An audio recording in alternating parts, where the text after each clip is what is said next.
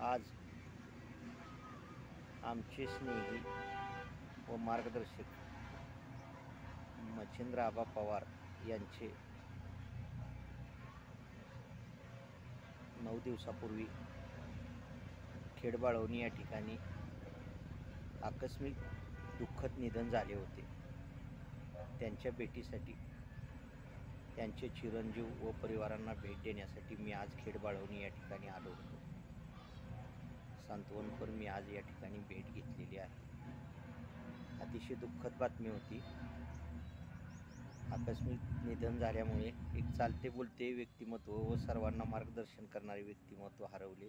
त्यामुळे आम्ही सर्वजण दुःखातच आहोत. त्यांनाही दुःखातून सावरावेत अशीच प्रार्थना करतो.